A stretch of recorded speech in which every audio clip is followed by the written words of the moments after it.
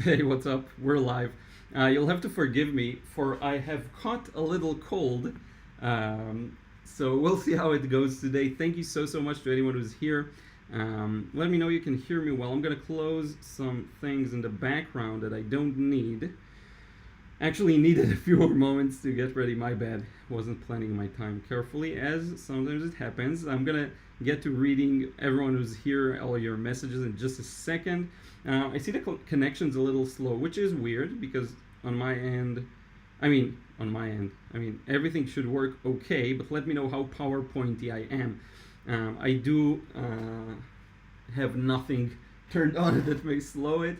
Let's see who's here. Tarcisio, thank you so much, my friend. Manech, how have you been? Tom Dancer, how are you? Manech again, good evening. I am present. Welcome aboard. Thank you, Calvin, for letting me know the audio's okay. Vespa for Jen, hello, Liron, and all from hot and smoky Northern California. We have She Spins, good morning. Of course, I am Liron, hope you're well. Calvin, thank you. John, thank you. Hear you loud and clear. Thank you so much. I'm going to get started in just a moment. I actually just got out of the shower, took a quick workout. By the way, got a new tat. No, I'm just kidding, it's temporary. But yeah, it's funny. So we're going to actually paint this together, and because of my my condition being a little cold, maybe I'll talk less than usual. Why am I seeing my CPU at 40%? I don't get it. I have nothing turned on in the background, nothing. I'm not uploading anything. What is that? I have a bunch of free space on my computer. You let me know. If things take a turn to the worst, you let me know. Maybe just my streaming software is a little weird. Who knows? And yeah, so we'll get started. What was one thing I wanted to do? Yeah, I wanted to fix the focus here because it's quite terrible if you look at it. So we'll do this. Don't worry. It'll get better in just 1 second. I'm gonna set it manually and set it and forget it, as they say. I have no idea if anyone says that. Let's see, camera control, advanced, focus. Let's get rid of that autofocus. Actually need to set things aside. Yeah, okay, so this looks good. Not good at all. Don't worry, it's gonna get better. And we actually have a beautiful kind of rural scape to paint today. Something really fun. Will allow me to kind of go looser and really... Okay, so I think this is actually good. Yeah, that's good. We'll do that. Yeah, will allow me to probably go a little looser, have fun with the process, change some things I want around. As you can see here, this is a rural... I believe this is in Tuscany. It is a church, I guess. Something like that. I love these kinds of views. Now I will bring... should I bring a picture overlay or shall we just use this one? I think we'll use this one for now, and if we need to change our setup, we'll see. I'm going to read your messages, and then we'll jump right to it. I don't want to waste too much time here. I want it all to be about the painting, and we'll see how much I talk, depending on how I feel. Because sometimes I get these sneezes, and then I can talk for a few moments, so sorry about that. Let's see what's here. Let me switch over here so you can see my sweat in not HD. Thank you, John. Thank you, of course I am. Thank you, Richard Bennett, for being here. You're painting along. That's cool. Amy Whetstone, good morning from South Carolina, USA. Paul O'Meara, good morning from Canada. Crispy, hello there. I almost forgot. No worries. Thank you for being here. By the way, I think the numbers should be a little higher today for the sole reason that in my channel, you have an option to edit the way it looks. So often when you'll see a new channel, or if you look at your own channel, which is probably for many people empty, you don't see it. It doesn't look like my channel, for example, because there's a lot of customization that you can do. So one of the things you can add is a section that says upcoming live streams. So hopefully more people saw this live stream and were able to set a reminder, because you can see it on my channel like big, almost at the top. So that's good. Maybe we'll have more larger numbers. We'll see. I don't care. And if you look right behind me, It's the YouTube silver play button. Funny how I placed it just in the spot to be blocked by my head. But yeah, we'll get started in just a second, start sketching this. I see that I'm turning a little bit PowerPointy, but that's fine. Let's see who's in the house. Justin Mesa, good evening from the Philippines. Kerry Berry 1, afternoon everyone, looking forward to this from Italy. Are you in Italy, or because the Signo is in Italy? Let me know. Barb White says hello from rainy Ohio. Oh, it's raining today. Interesting. Hans Pratt says the Netherlands here. Thank you so much, representing. So I think we'll jump into the process, and then we will see where it goes. I see the computer kind of cooled off. I don't know what it was. It's so strange. So I think we'll jump into the process. We'll see how it goes. We'll see what we can learn from it, and then after, let's say, the first wash, we can do some more, like read some more chat messages, because they're gonna come in droves in a few seconds, and I want to make sure that I address a lot of them. So let me bring up the picture because it's gonna be more convenient. So image, sorry, that's one of the things I should have done beforehand, but as I mentioned, had to prepare a little fast for this one. Just being irresponsible with my time, sorry about that. Live, here we go. Reference DS downsized for OBS, and here is our lovely reference photo on the screen so you can see it a little better. We're gonna set this to the side. Now here is what I want to do, and I wrote it in the description box where you can also find the reference photo. What I want to do is break away from what we see, once again, kind of like that recent video I did with the Prague cityscape kind of a thing. Break away from what we see and try and enhance the impression. Now, how do you do that? How do you go about that? There are multiple ways. I think for me, what I'm going to do is play around with the values. So let's take this so I can point. I actually really like this big space here. So often, and I see a lot of beginners having this problem of not knowing what to do with the foreground. It's very common. I had this issue a lot when I got started, and also when I continued. You never know what to do with the foreground because you got to put something interesting there, but you can't just put whatever you want. You have to make it look good. So I actually like this, and for a few reasons. One, look at these beautiful kind of browny weeds between the greens. I think that's a very good representation of Tuscany and the entire area. So I like that a lot. I love how the structure has a combination of both rounded shapes and sharp corners. Why? Because here's what happens, and let me arrange this so you can actually see me as I bring this forward. Okay, yeah, we'll work with, I'm trying just want to set it up so that it doesn't move. Okay. Maybe that's better. We'll see. So yeah, the rounded structure, what they do is they have this gradual transition from light to dark, which is really pretty in my opinion. And then the sharper buildings have this sharp transition. So the sharper, the more square-ish shapes. So you get rounded shapes, square shapes, lots of variety in the subject. You have a lot of interesting cast shadows here, a little subtle, but you can see them. You have a tree, like this tree, for example.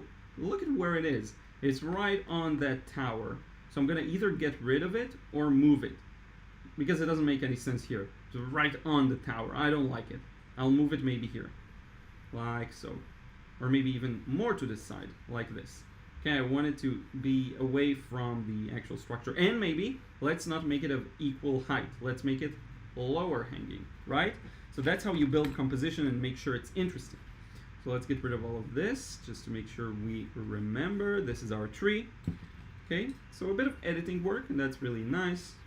If any of you, a lot of you, I guess, saw that Joseph Zbukvich from the Color in Your Life painting process, and he really edits on the photo, which is really fun. Maybe I should do that occasionally. So I think we'll get to the sketching stage. Okay, now that we have that in mind, we're gonna get going. Now I'm gonna open up the photo full screen here on my end, just so that I see it better. 1 second.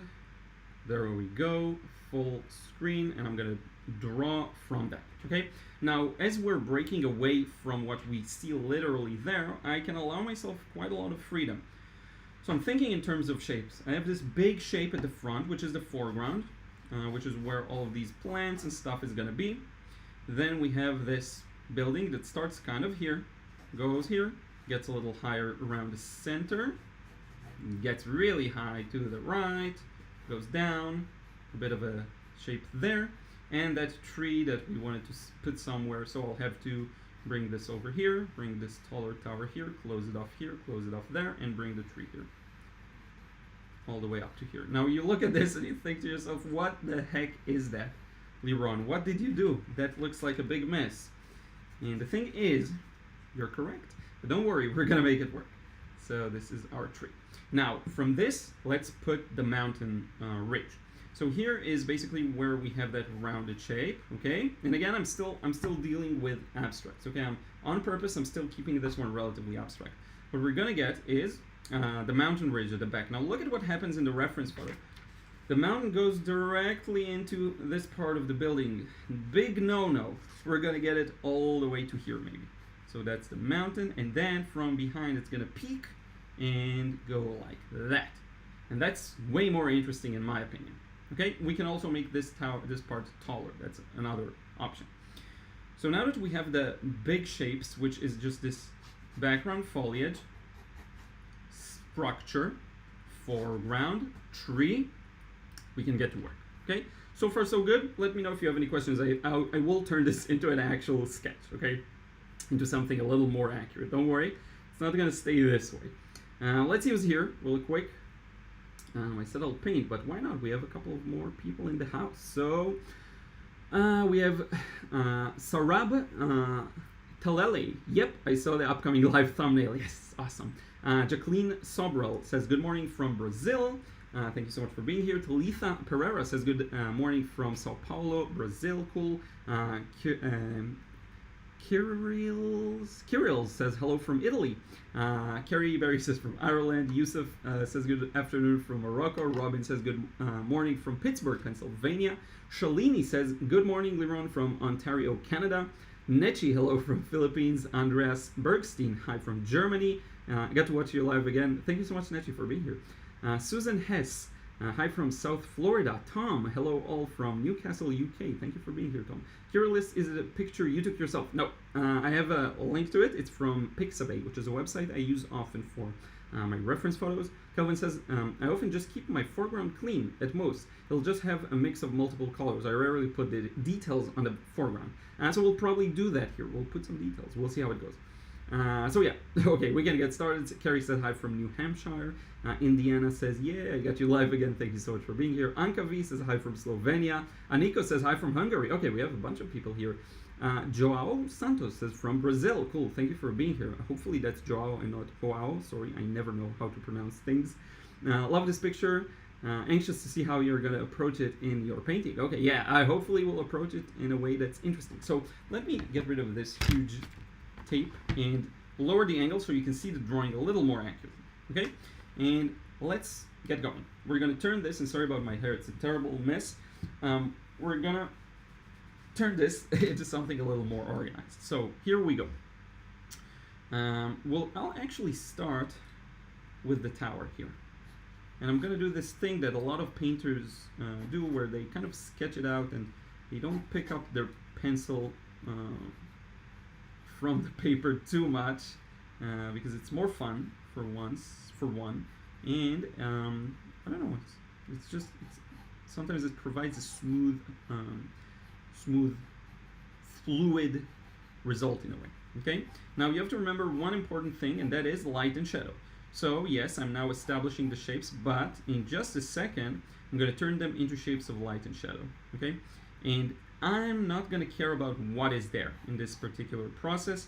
All I'm going to care about is what it looks like and how I can convey it in an interesting way that supports my artistic vision. I'm going to give myself that right today. Okay, so already you can see it starts to come together and look really nice, I think.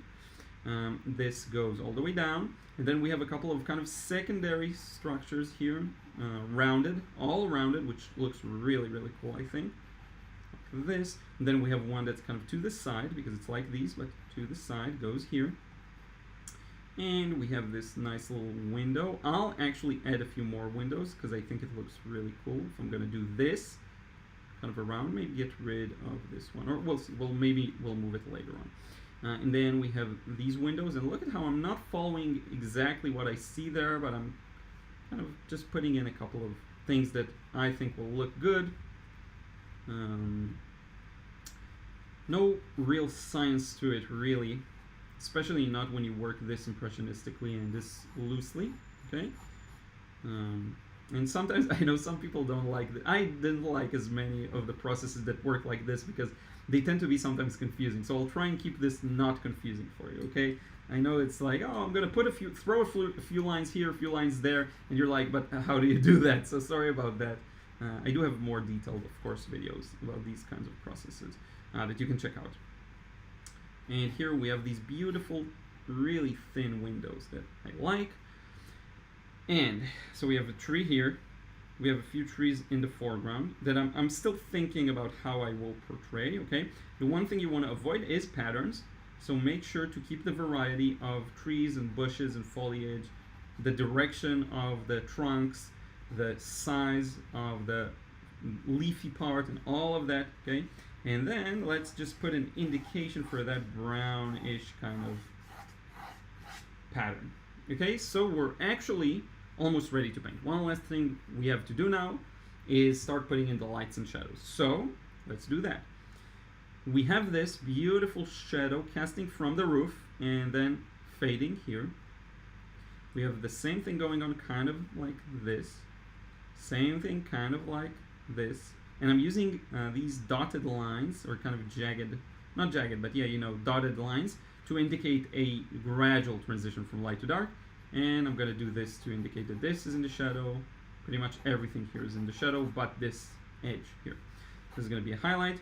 There is this beautiful shadow here. Don't forget the windows on the other structures. And funny enough, I think we're ready to go. Maybe add a few details here and there, but nothing too serious, really. Don't need to add a cross or anything like that, though I could. I mean, it could look nice. And yeah, I think we're good. So how should we approach this one for starters? Should we do an initial wash that covers everything, or should we kind of take it section by section? I wonder. Here's what I'm going to try and do. Let's get rid of some of the angle, actually. I don't want this angle. So what I think I'll do is try and do an initial wash that covers everything up. But I will try and maintain the individuality of sections, okay? I want to cover this whole thing up. I don't know why I feel like it. It's just something I want to do. It's not, you know, before the lesson started, I thought that maybe I'll cover everything, but the light parts and kind of skip those. But I think I'll paint everything. I think I'll paint everything for this one. So I'm gonna get started. I'm gonna keep the sky kind of, oops, that's dangerous. I'm gonna keep the sky kind of loose, okay? I'm just gonna get a green here from the palette, from the well, kind of directly. And what I want to do is get a very organic first wash. What do I mean by that?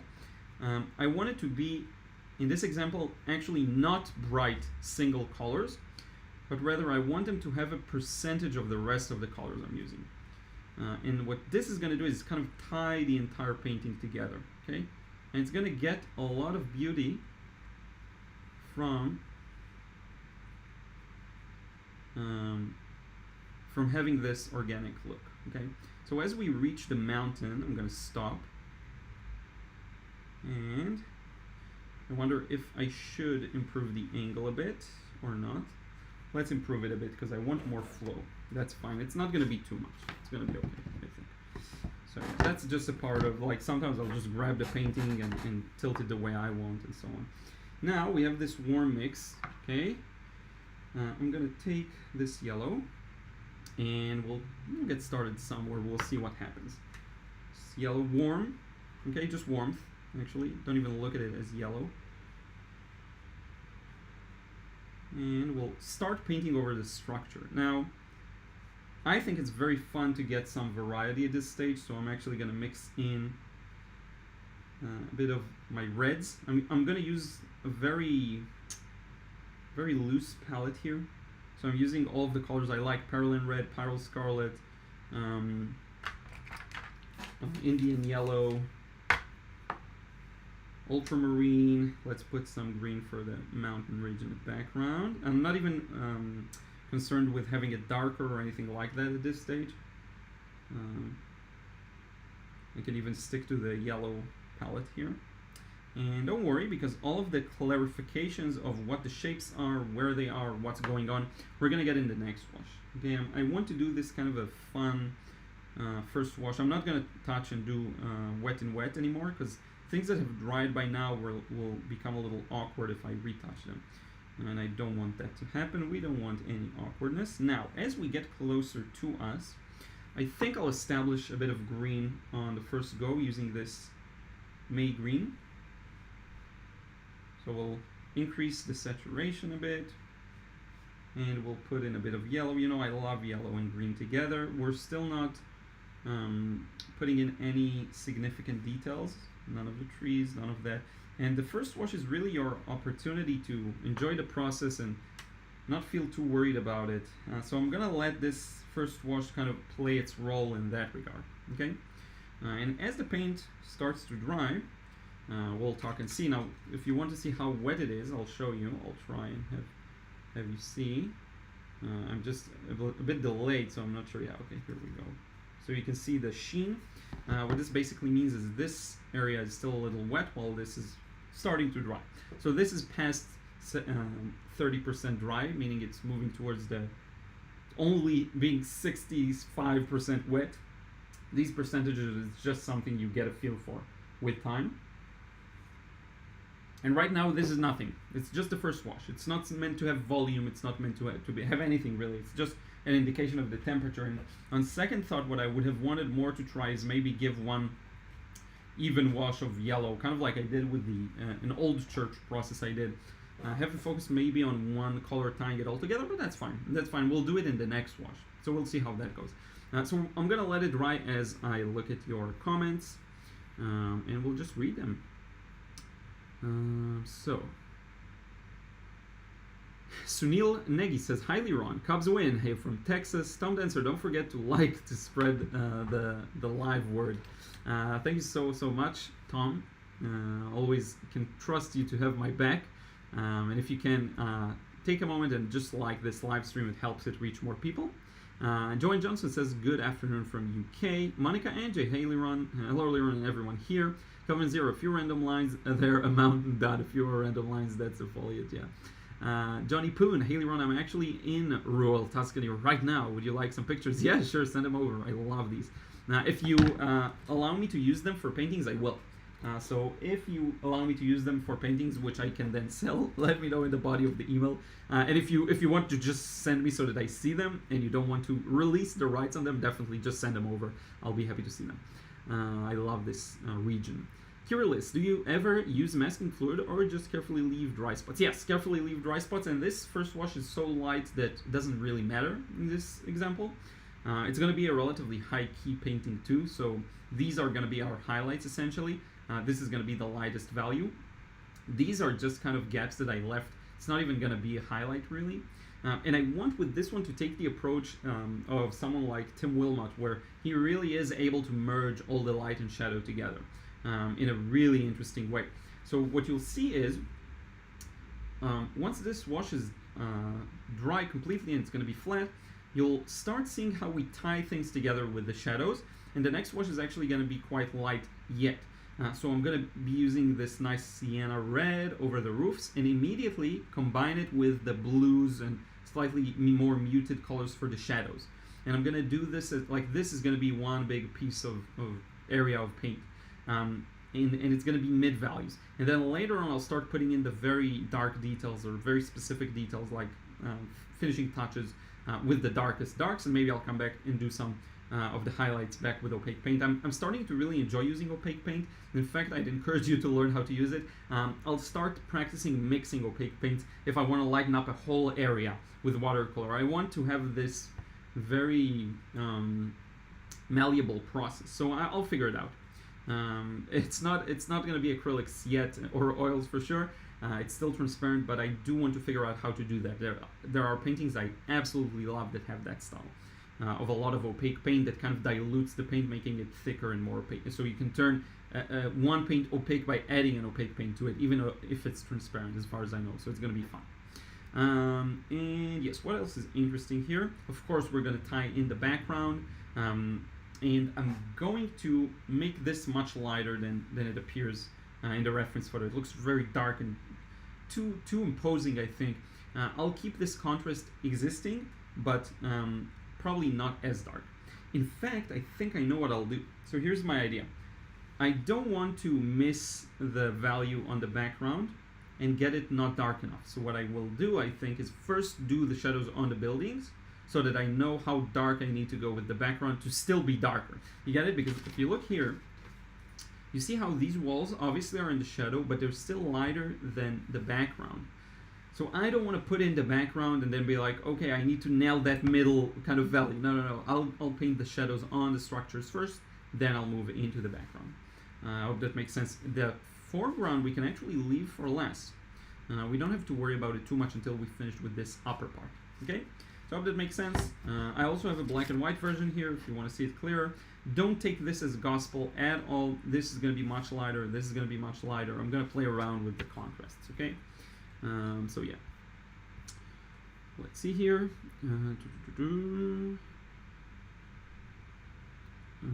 Tom says, lovely warmth. Semi-related question. Are you still thinking of doing painting-only streams? Just painting for yourself? Just wondering, though I would understand wanting to keep that for yourself. So let me ask you a question back. Do you find that preferable to these streams occasionally? Let me know, please, Tom. I'm curious to hear. If you think that these can be more entertaining sometimes to just have me paint and kind of go silent and you can get a look at my process, and it may replace it's maybe instead of a more talkative live stream, please let me know, because I'll definitely consider doing that. I don't mind doing that. David Donoso, hi Liron, do you think you could have a camera on water and drying towel? Yeah, I should do that. I should definitely set that up somehow. It's just that my camera and quality isn't that good, so if I zoom out on I could do that in a video maybe. And if the painting is larger, you definitely get to see more of it. In live stream, it's going to be maybe a little wonky. I'll have that in mind for the next video, maybe. Not the ones I pre-filmed, because I have a few ready to go already, but I promise I'll have that in mind. Yeah, and thank you so much for watching, David. It's my pleasure. Lily and Joy, wet on wet, it's such complicated for me. Yeah, there's barely any wet on wet here. We completely skipped that stage. I'm from Chile. Cool, David. I actually visited Chile, and a lot of people probably know this because I talked about Chile a few times in the past. It was one of the places I enjoyed the most in my travels in South America. Probably one of the places I enjoyed the most. Had a good time. Really nice people, really beautiful places, good food. I was traveling on my own for a while there, so I had this freedom. It was really, really nice. Very different vibe from when I was in Peru, in Bolivia, because it was really me kind of breaking off on my own. It was really, really nice. Daiji Shinowari, hey everyone, watching from a smart TV with my niece who likes to do art. So Daiji, I'll hopefully do another 4K video soon. So if you go back to my video, it was the painting advice I think people don't like to hear. That's 4K, so maybe watch that later on the smart TV because it's gonna better accommodate that size of a screen. I hope that makes sense. So yeah. Zara Hassan Nezad says, hi Liron, I want to start landscapes. What should I begin with? Just the fundamentals. Zara, I recommend you work on the fundamentals, work on getting painting accurate values, getting the general composition down before you move into a few more advanced things like getting three-dimensional objects to look three-dimensional. I really want you to work on the fundamentals of both. I guess there are things that are beyond just watercolor, so getting the right value, and you can practice this with pencil. Learning how to do this basic drawing. Nothing too accurate, but just basic perspective, things receding into the distance, stuff like that is really important. It does show in paintings. I think it really is true that you can't ruin a really good sketch. So if you have a very accurate sketch and you just throw a couple of paints on it without really that much attention to values, you won't mess it up too bad, because it's a solid foundation. So I would always work on the fundamentals. I always recommend Proko, Proko, on YouTube has a great channel on these basic elements. There's actually a perspective course I'm going to recommend to you soon. I just need to kind of go through the materials again, figure it out, because it's really good and it's very cheap. So let me just mute you for 1 second as I dry this with my trusty hair dryer, so that it's not too noisy, and I'll come back in just a second.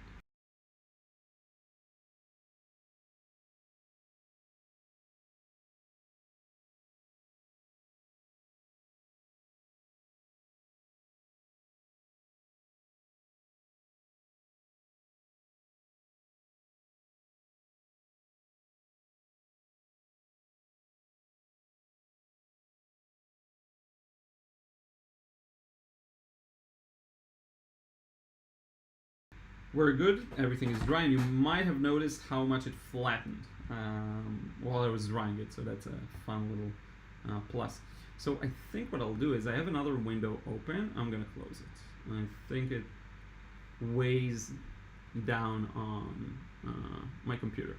Looks a little slow on my end. Sorry if it's gonna be slow for a few seconds as I get rid of this excessive window that I don't need.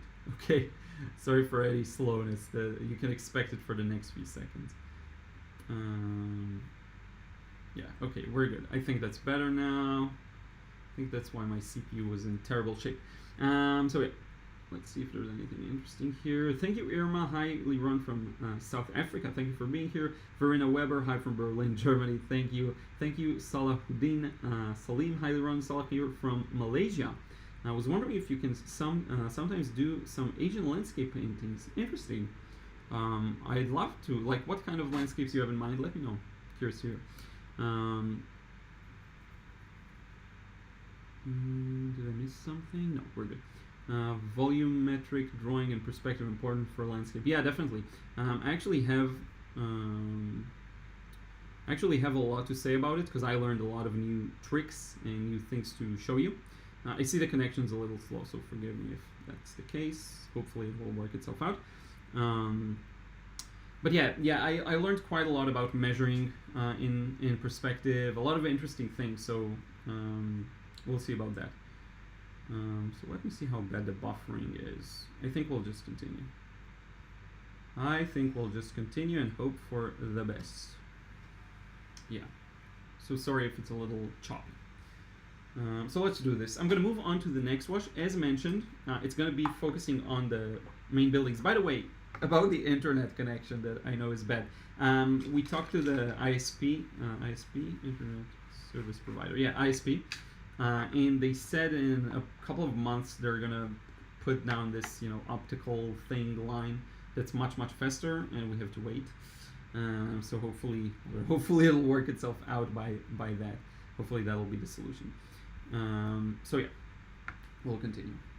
Try not to let that distract me. Let's see that. Yeah, okay, we're good. So I'm going to start from this section here, right where this rooftop is. I think it's a good spot to start. And I'm going to treat this as kind of one wash, okay? One wash that I'm going to put a bit of red into, a bit of yellow. We'll see what we can do here. Let's pull out a test paper. I wanted this live stream to be really exclusively about this process, nothing too detailed, so that's I think a little too much. Let's go a little more orange yellow. Yeah, that's good. Yeah, I wanted this stream to be kind of fun and focused on one process, because we've had quite a few streams that were really multiple paintings, which can be a little tiring. I wanted to be able to focus on just one and see how it goes. So, and here's an advice I'll always give people, my students, they always have a hard time with it. Right now we painted this area. Don't be in a hurry to expand it. Wait for a second, observe it, and ask yourself, is it dark enough? Is it too dark? Is it too light? Let it kind of look at it, because you can still lift, you can still charge. Like if I want to get it to be a little darker, I can come back and actually put some paint in it. You see, I can do a lot of things here. So don't be in a hurry to expand it, and only once you feel comfortable with what you have, then you can go ahead and expand it, okay? So now we're gonna mix a bit of a neutral color here for the shadows. Now I will keep this still quite on the warm side, not too much. just kind of neutral warm, okay? And we'll see what that looks. So I like that. That looks good. And I'm gonna help this shadow move all the way to the corner, and then maybe we'll cool it a bit more near the edge or bottom, like this. Just a bit. I'm not looking for any harsh transitions. And look at what I'm gonna do. I'm gonna switch my brush, and we're going to actually, let's do this. That's fine.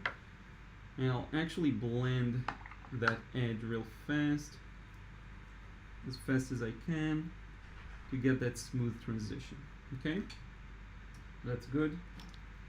I want to use a bit of a stronger bristle brush for that in particular, so this one will work. And then I'm going to continue. We are not done yet, because we have that other roof right underneath it, okay, here, that I also will paint this opportunity. So let's use that same bigger brush, a bit more red, a bit more yellow, quite a lot more red and yellow, and let's see what we can do here and combine it. See, it's still one big wash, and that's gonna really help the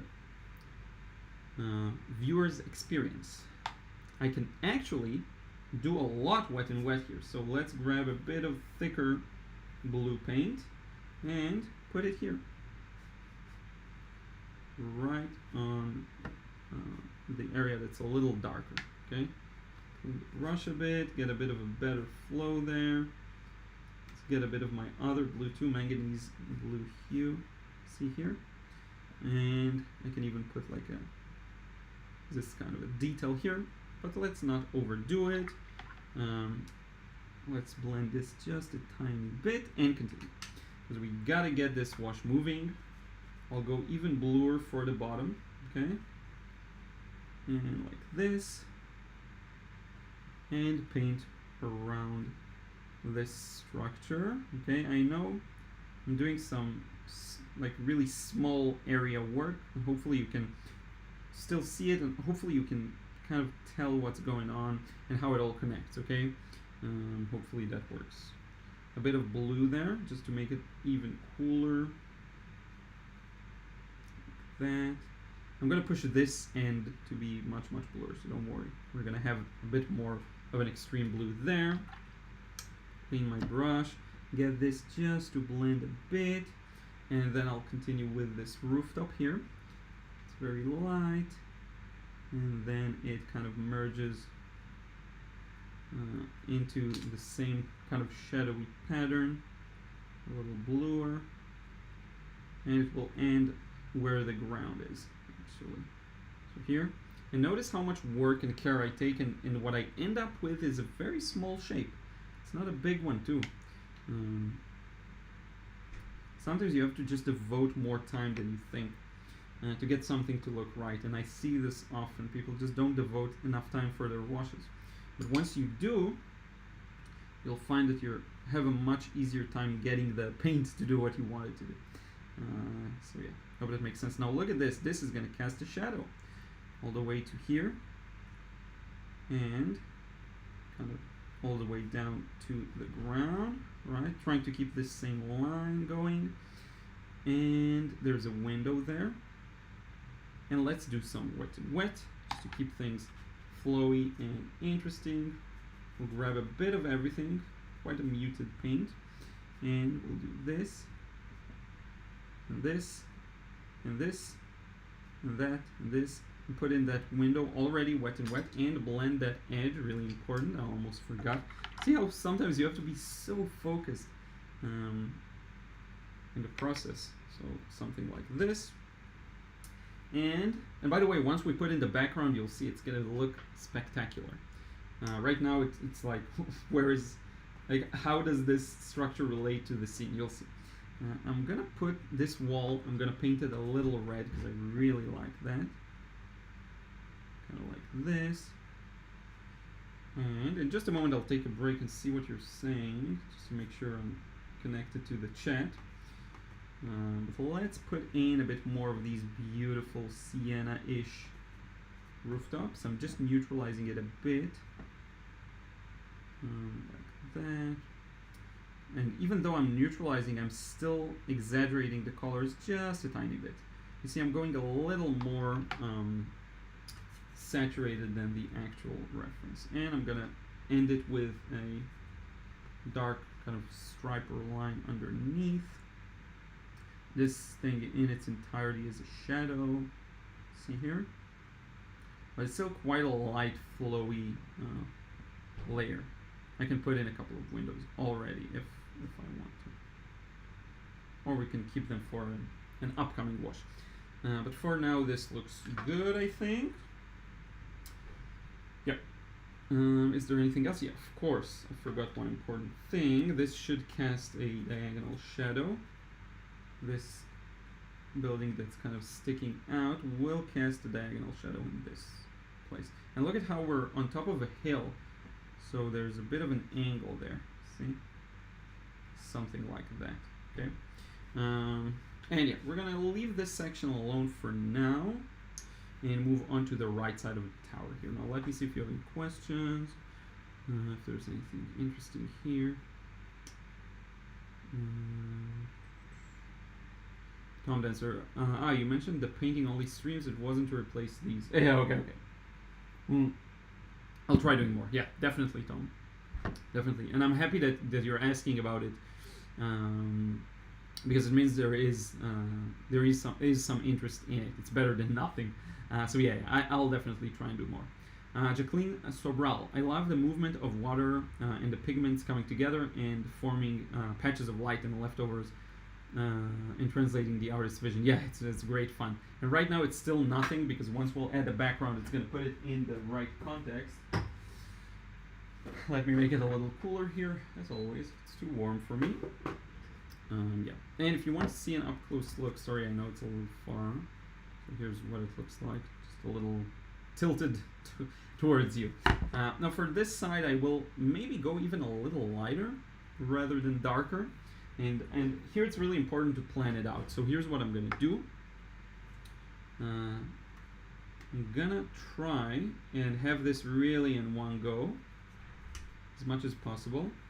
And I'm already, you see, I'm going a little cooler, probably lighter. Let's get this blue, get a bit more of this red and yellow. And let's see what we got here. So that actually looks nice.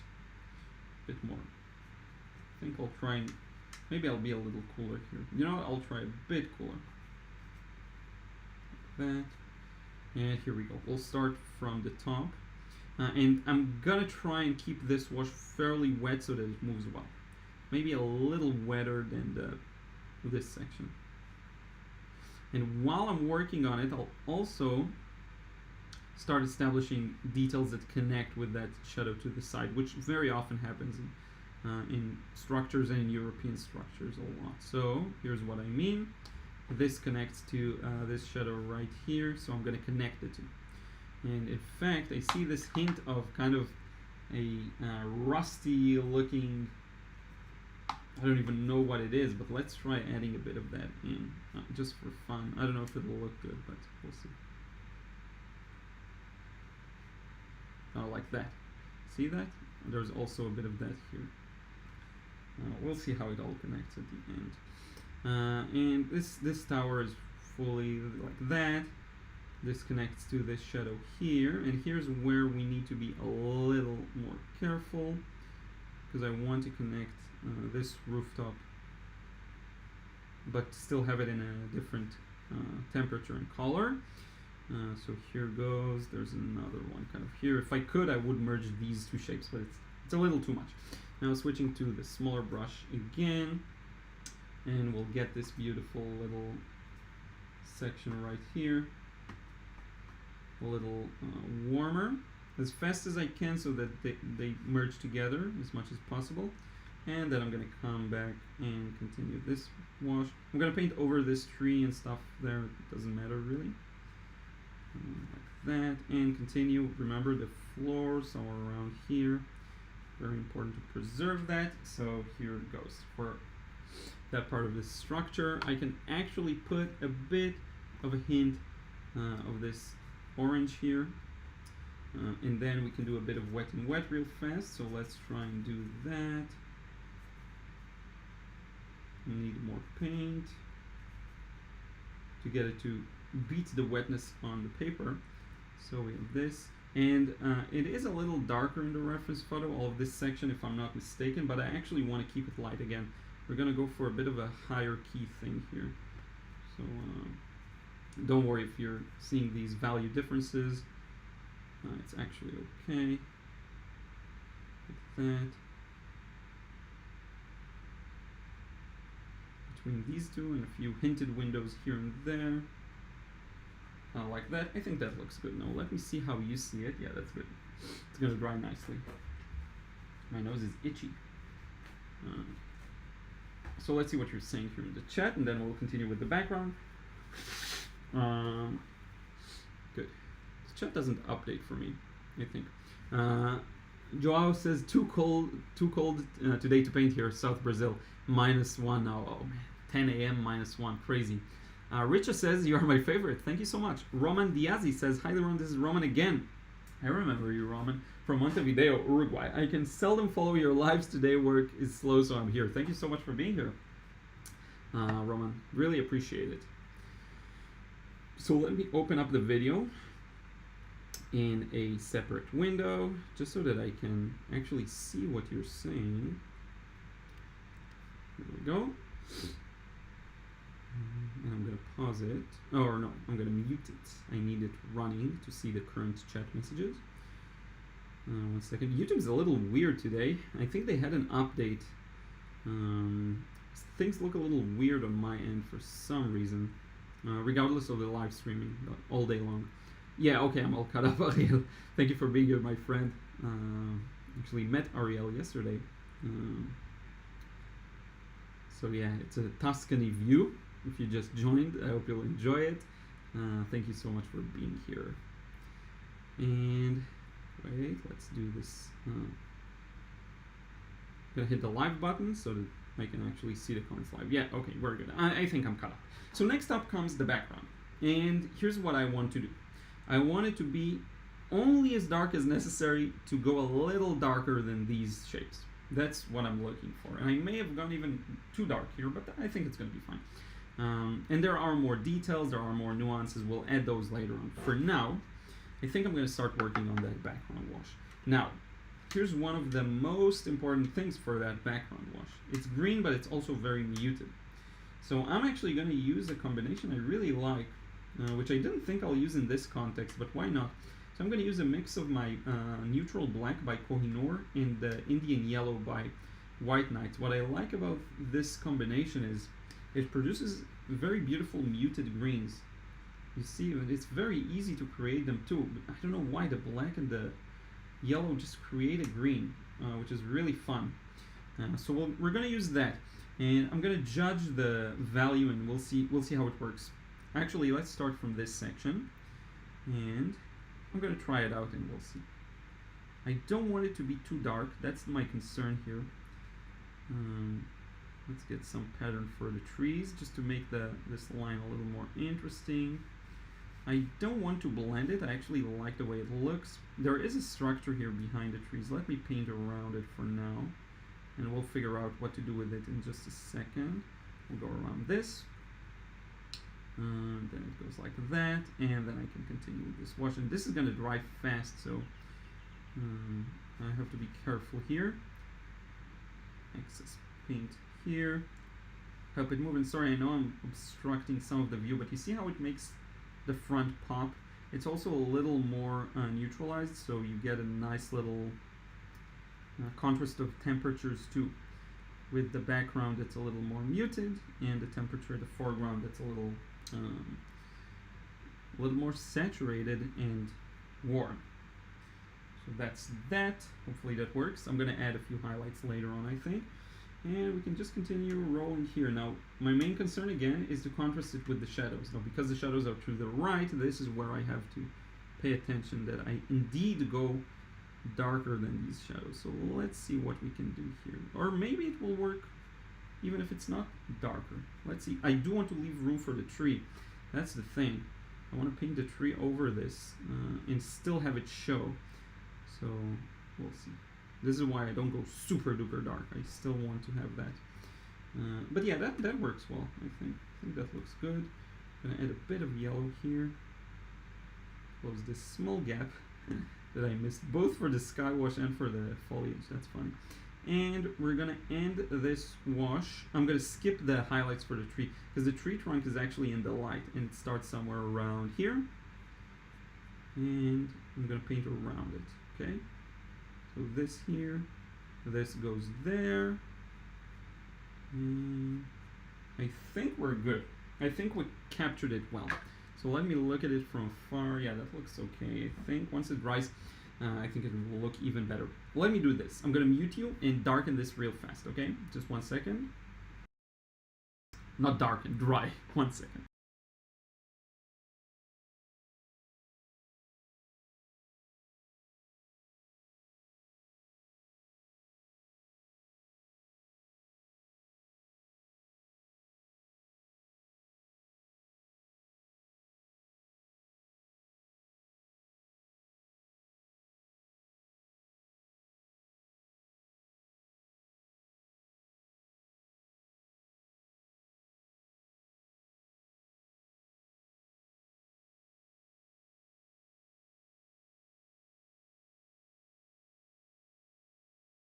Okay, so that works, and I don't know why the hairdryer pulled off the tape a bit. I don't know why the dark colors look a little wonky in the camera. Let me try something. So if I switch it over to this camera, maybe it'll, I mean the quality is going to be less, but maybe it'll kind of show the relative value a little better. I'm not sure why that is.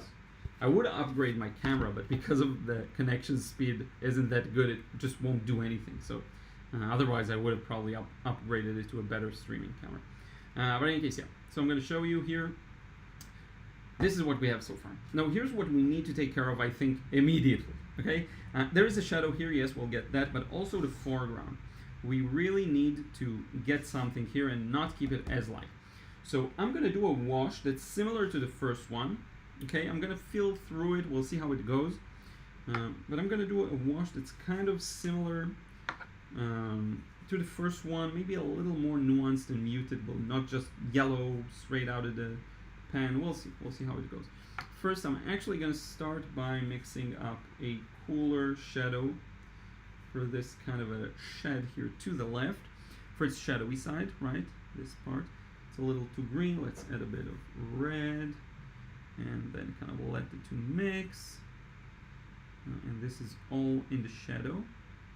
Maybe it's, so it sticks out a bit. I need to cool it off significantly. So let's do that. You see, if you catch the mistake, quote unquote, on time, you can actually fix quite a lot. And I'm going to continue straight on from this line to continue this wash. In fact, let's switch to a bigger brush here because I'm going to probably need it. So here we go.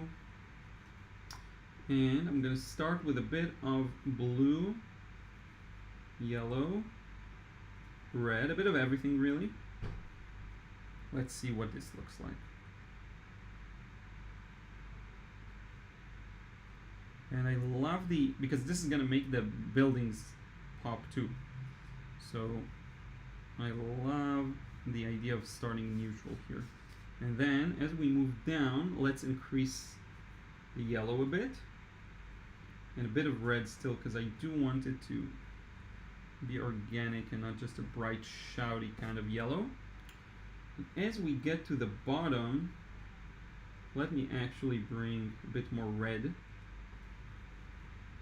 Let's see what this looks like. Yeah, that looks nice. Got a bit of a background here, but I like this color combination a lot. So I'm gonna dry it real fast because I want to make sure I do that. It doesn't dry unevenly because I already got a funny background here. Give me just 1 second.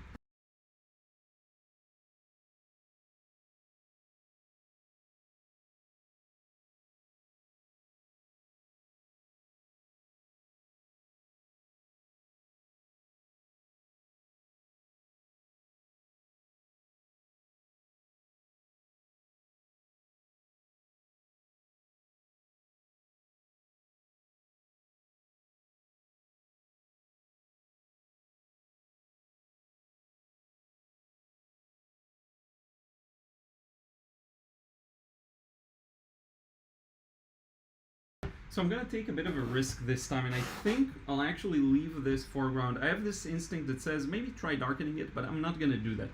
I'm going to leave it as light, because I actually like the way it looks right now. I love the colors and how they fit. You see, it's the same colors. This is the advantage of using similar colors or a limited palette. You can really preserve a good harmony. So what I think I'll do is wait a bit with this. I'm going to put in some trees here, the darker trees. Maybe, and then maybe we'll get to the trees in the foreground and the details, but I want to let this go for a moment and really kind of see it in new light, if you will. So I'm going to get started with this tree, and I'm actually going to try and preserve its shape, because I sketched it out a little round where it's supposed to be a little pointy. I'm going to put a bit of red in there, warm it up a bit. Now let's see what this looks like. Maybe let's green it up with some of these weird greens here. I don't know. We'll see. Yeah, that looks good. And I'm going to make it pointy as it actually is in the reference photo, okay? And look at what I'm doing. I'm not coloring inside some kind of lines. I'm recreating the shape I see, and that is really important in watercolor. You're actually recreating the shapes you're seeing. And I think that'll make it pop really nicely. Now, I'm going to do this. I'm going to take some yellow paint, and I'm going to just stick it into the left side of the tree. Maybe let's dilute it just a bit. Because you see how the left side of the tree is ever so slightly lighter. And what's going to happen is it's going to dry a little darker. Okay, it's not going to be as light as you see it now, but it is going to be an interesting effect. And then I'm going to continue and make the right side of the trunk a little darker, because it is a little darker. There we go, like that. And let's start putting in those small trees. You know what? I'm on a roll. Let's do this. So we have one of the major ones. We placed it here, but I actually like this spot, so let's put it here. And the main thing you want to worry about is getting an organic looking shape. So make sure you don't do weird patterns or something repetitive. You really want this to look like a shape that's natural and it's just been there, just grew there. It's a little too dark, so let me lighten up the mixture just a bit. There's a lot of foliage here, so let me just put a bit of it here and there. Make the trunks in different distances from us, so this is more to the back, this is more to the front. I don't want these to take too much attention from the structure, so I'll gradually lighten them more and more. We'll see how it looks at the end. But I'm gonna push some darker details on the structure too, so don't worry. You will see more details on that too. And then let's switch to the smaller brush. I'll just put in a few cast shadows here. I know I'm taking a risk here, in that instead of darkening the entire ground, I'm kind of keeping it very light, and it's gonna contrast with the trees quite a lot. But I don't know why. That's something I want to try out. We'll see. Have another one here to justify that shadow. Another one here. And maybe let's get some water on the first ones that are a little too dark. Use this. I don't care if maybe it's the one I blew my nose at. I don't care. So here we go. Like that. Let's have one that's a little closer to us, so going even over the tree trunk there, just to get that variety, because right now they're all in the distance, so something like that. Just building up those trees. Maybe have another part of the trunk be visible. One thing I did think about including is actually this pattern of gray that we saw earlier, but looking at it now I kind of like the way it looks, so I'm not sure. So here's what we're gonna do. We're gonna continue. Oh man, that's not good. Bye bye. Got a droplet of water there. I'm gonna start indicating the details on the towers and all of that. and then we'll get to see if we want to change something in the foreground. If we want to add more details, that's perfectly fine. If we want to darken, we'll see about that. But first, let me get to some of your questions, comments, whatever it is. Valerie says hi from Denmark. Thank you so much for being here, Valerie. Let's see here. Kelvin says black contains a lot of blue, which is why. Yeah, that's what I've been thinking. That just has a lot of blue, so the yellow immediately turns it into green. That's a nice little handy trick for me because I use it a lot. Barb White, as an oil painter, I have difficulty making watercolor dark enough. They dry so much lighter. Yeah, you have to really kind of think about it and force yourself to go a little darker than you would naturally. It's a really funny learning curve, I think. The background does seem a little empty. I am considering, I'm aware of it, but now I'm asking myself if I want to try it, fixing it, or changing it. Or maybe I want to just dare and put it like that. We'll see. Maybe a thin wash that's composed of the same colors will work well. I've been trying to mix more greens, says Tom, lately. Really enjoying Payne's Gray, I assume, plus Gamboge for a deep, warm, neutral green. Yeah, that I can imagine that. That must look really cool. Kind of similar to this, I think. Lori Red, hi Liron and all from France. Thank you for being here. Indiana Massardo, amazing work. Will you come back to the foreground? Yeah, probably will. Monica NJ looks good, love the shadows. Kelvin, I've been using up ultramarine blue way too quickly. Kind of makes me think adding a darker color into my palette might be a good idea. Yeah, and here's a challenge for you. If you feel like, and not just you, Kelvin, everyone, because I tried it. If you feel like you're using one color too much or you're relying on it too much, and French ultramarine has this tendency to look very amateurish if you use it too much, I would challenge you to drop it. Force yourself to not use it at all. See what happens. See, even if you don't have any other blue, you'll just be stuck with, let's say, yellow and red, maybe a couple of yellows, a couple of reds. Maybe you'll have a black color that you'd use instead, or something else, or maybe like use a Payne's Gray or a Payne's Blue, or any of these muted colors instead of French ultramarine. See what happens. I dare you. I think it can be really fun. Kind of makes me think adding a darker color to my palette might be a good idea. Yeah, even Carbazole Violet that can get quite dark, something like that will work. Being intentionally random is very difficult. Every time I try to be random, the more orderly the result becomes. Yeah, you have to shut off your brain for a few seconds. Can definitely relate to that. Daiji Shinori, I was wondering why there was a tree to the side. I guess you moved it? I was late coming in, didn't see. Yeah, I moved it. I didn't want it to be just on the tower. I didn't like it as much, so I moved it.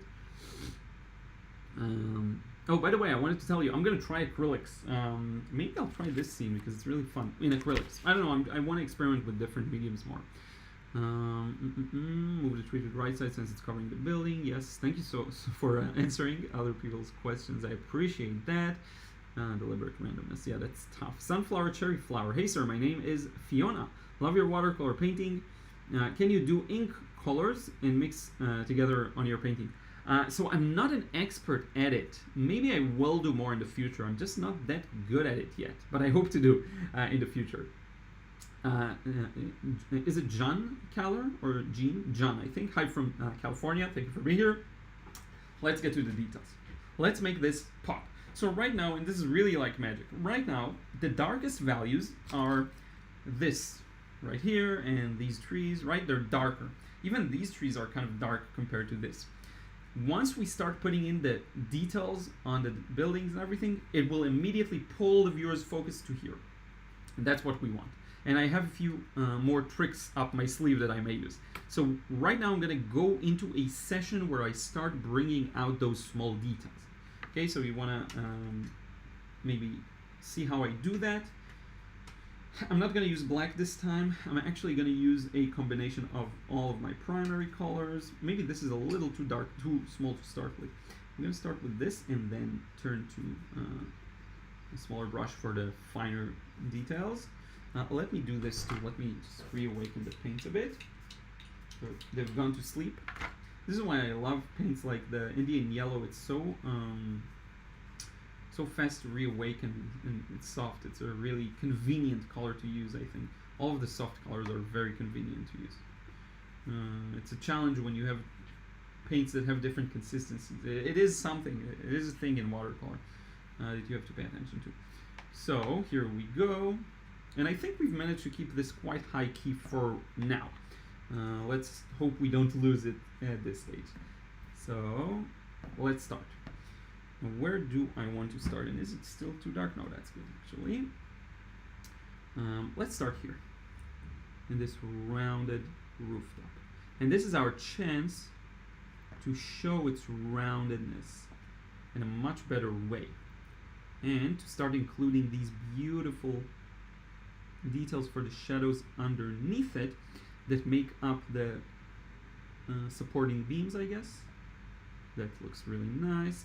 And then maybe I'll leave this part for the smaller brush. And then let's get this beautiful two arch window with the pole in the background. So I'm gonna get this dark part here, and then let's see, follow the shape, trying to follow it as closely as I can. Follow this shape too, go down all the way like that. And I think that looks good. Maybe a little crooked. I can bring back some of it with opaque paint. And then some of that arch here, like that. And there is this other detail here that I didn't even notice earlier. Looks really nice, like that. And we'll just continue this way. And we can, of course, again, fix anything we want later on with opaque paint. So another rounded part of this structure, add a bit more coolness to it, and start putting it in. Now here, the beams are actually lighter, so we're kind of painting the shadow here as well, actually. We're painting the shadows between them, kind of like that. And it wraps around the building. That's actually really important. You see how it wraps around the building. And then we have these beautiful thin, very thin windows, right, that follow the shape of the roundedness there. We have also these beautiful shadows underneath, and you can put these in more haphazardly. You don't have to go slow at all. I very often do this a little faster. You know what, let me try and do this. Let's darken the lower half a little more, like that. That's good. That looks good. I like that a lot. And a bit of that here as well. Then get the windows on them, and you see how slowly the attention and the focal point kind of moves through the structure. Now these windows I got really crooked, so let me fix that. That goes here, that goes here, and later on I'll fix the overall shape with some opaque paint. That's much better. So there goes. We have another window here. And then we can put another thin window right where it turns, which will indicate the curving of it. Okay, so you see less of it. We have another thin window here on the structure with a bit of a kind of a stepped look. I don't know what the professional word of saying it is. And here, a bit of this. I'm not gonna put that antenna there because I mean, look at this scene. Why ruin it with an antenna? We don't need that. Let's keep this beauty in the rounded shapes in the original, and let's actually keep this pattern. Let's try it. Maybe here I should switch to a smaller brush. This step can take some time, so you have to bear with me, be a little patient. Hopefully it's not boring to see, but if you do want to bring out these more gentle details, you really have to work a little smaller and more careful. There are these beautiful dents in the wall. Same thing here. This goes kind of like that. Then it connects to these beautiful rounded shapes. Like this, like that, like this. Maybe let's hint that this goes down here. And then we have the window right down the middle. See, this takes time, and you don't have to put everything in. You can decide to leave some details out, of course. And I really do believe at this stage it's going to be hard to overwork the painting because you already established a good solid foundation. It's now just small details that the eye actually enjoys seeing. Now I made a huge mistake Can you find it? I just reached here. Hint. What huge mistake did I make? I'm gonna return to this section. Please let me know in the chat, and I'm gonna fix it. Okay? I know what mistake I made, of course. I want you to figure it out. Okay? I made a pretty big mistake, and once I fix it, it's gonna look much better. So I'm gonna wait for you to tell me what it is, and the hint is when I realized it. The moment I realized it is crucial here. Okay, here goes this here. So let me look at the chat and see if anyone's onto it. And let's see what you're saying here. I was wondering why there was a treated side. Yeah, ink California. Kelvin, I just moved back to ultramarine. My main blue used to be indanthrone. I never know how to pronounce it. Indanthrone blue. There's the anthracynone, there's the indanthrone. But I moved back to the ultramarine because I missed the granulations. Yeah, I get it. Marina, yes, it is a shadow. Be more specific, but yeah, I think you got it right. Vanessa, how are you? Hi, how are you, Liron? I hope you're doing well, Vanessa. Thank you so much. No worries about being late. Pence Palacio, hi Liron, hope you received my email and can rate my painting. Yeah, I received it. I'll get to it. I answered quite a lot of emails lately, but I think I haven't gotten to answering yours yet. Sunflower, do you have any video about watercolor? I have tons of videos about watercolor. Just go to the channel. There's a big watercolor playlist. Amelia Grain, how long do you have to wait on arch cold paper if you want to add details so it doesn't look choppy and dry, ugly? I work really wet and the details look bad. So either you do it immediately but use the right consistency. You have to do it while it's still wet, because once it starts going over that 70% wet, so it's just 70% wet, it's 30% dry, you're running into trouble. Then you have to wait and maybe pre-wet and do it. But it's more about the timing rather than the paper. So either you put the details wet and wet immediately, or you let it go and wait for it to dry and then continue. I hope that helps. Shadow on the base of the tower, John. Thank you for the specific answer. Yes, exactly. Not the door on the tower, Kelvin. Anka, it is indeed a shadow. Vanessa, the line perspective. Yeah, it's a bit wonky. That's my bad. Too late to fix that. But yeah, a lot of you got it right. So I'm gonna add that shadow in now. A little blue. I hope it will improve it significantly. Honestly, I don't know. We'll see.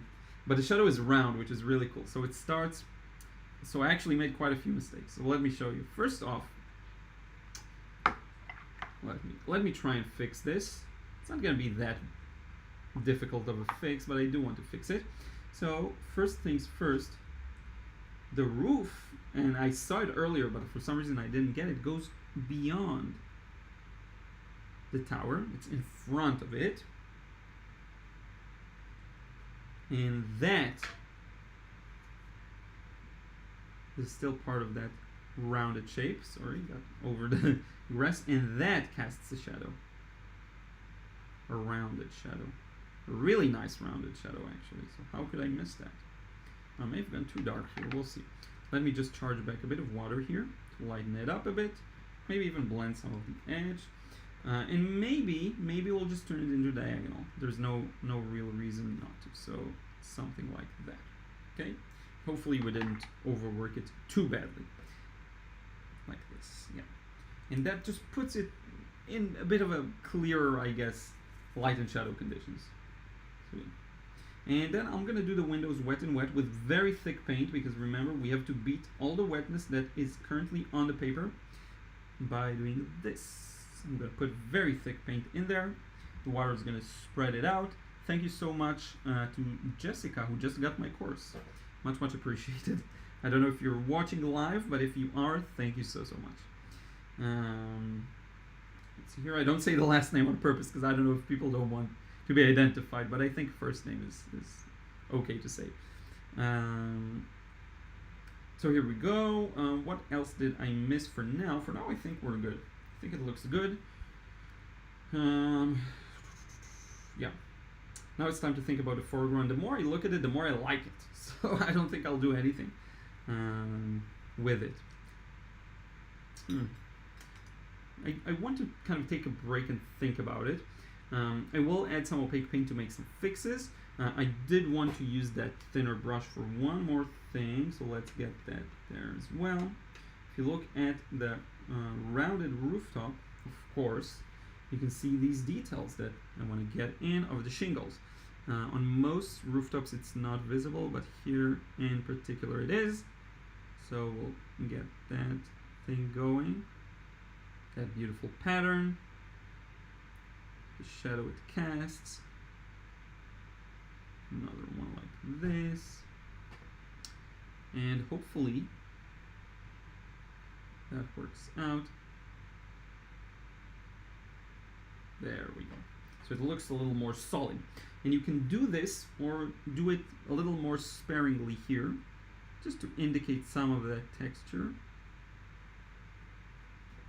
Maybe within the shadow too. That gives it a bit of texture. You don't want to overdo it. I'm going to skip it here. I'm going to skip it in these lower hanging rooftops. But I actually may do it here to darken it too along the way. That looks really, really nice. Good. Good. I'm very happy with what we have so far. So let's take a break. Let's let this rest for a while, and then we can figure out if we want to change something. But so far, I like it. Yeah. Okay. Okay. Thanks. You're welcome, Amelia. I know I didn't. It's not a full answer. Sorry. I'll demonstrate it more. I have a few videos on wet and wet that may help.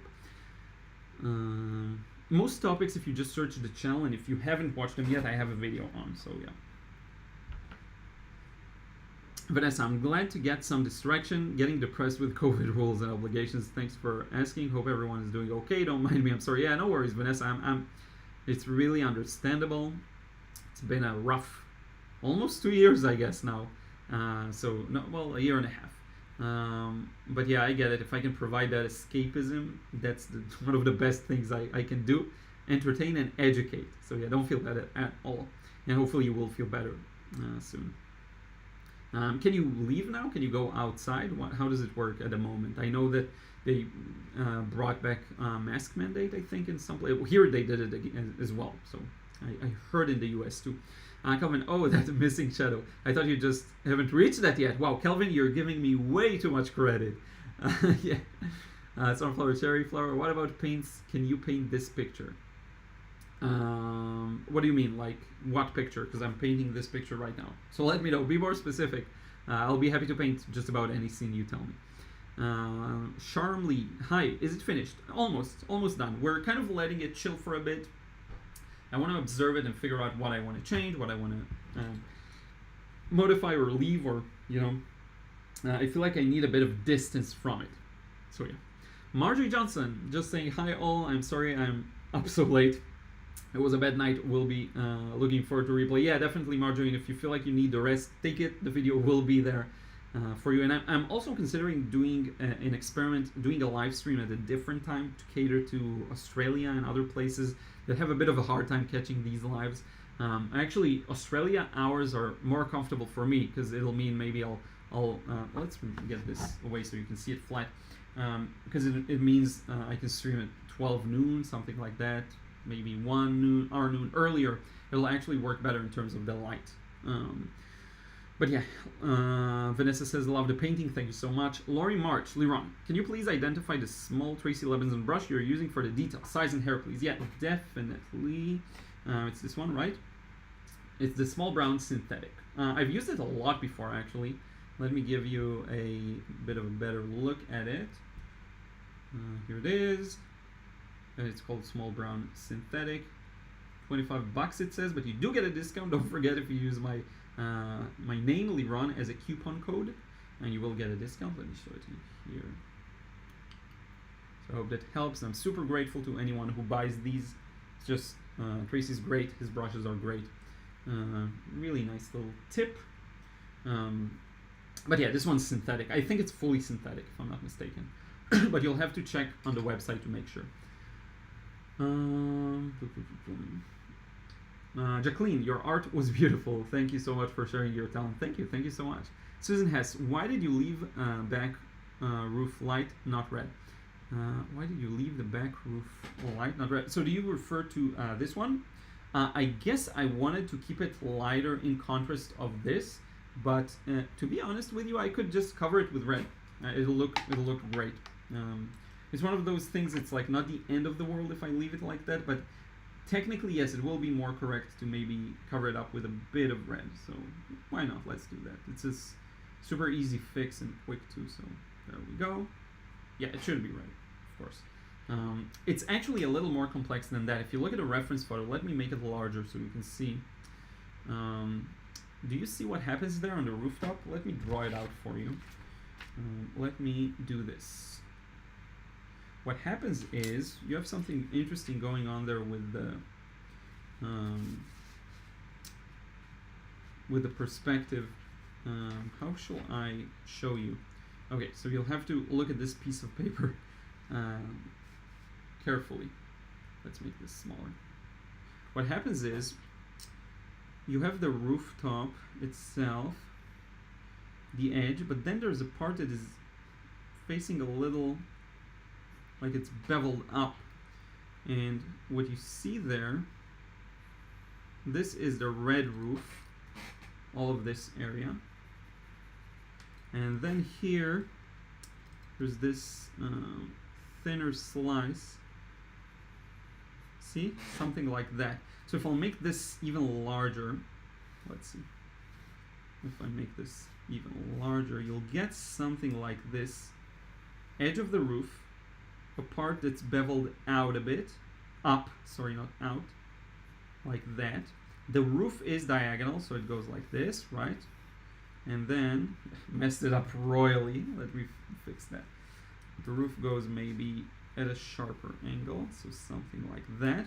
And then this part also follows that same perspective, but you see what happens here? It's kind of beveled up. So essentially, and I'm just gonna paint over it to make it a little easier to understand, this is that red roof with shingles and everything, and this is actually a wall. So it's facing, this part is facing the light, and I think there's shingles on it too. So this is shadow due to it facing away from the light, right? This part is facing towards the light, and the part on top is also a thin, a narrow veneer of shingles. So I hope that makes sense. I hope you get the shape in three-dimensional space. This faces up,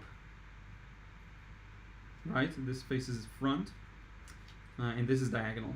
So yeah, I will talk a bit more about perspective in the future. Let me make this big so you can maybe see a comparison.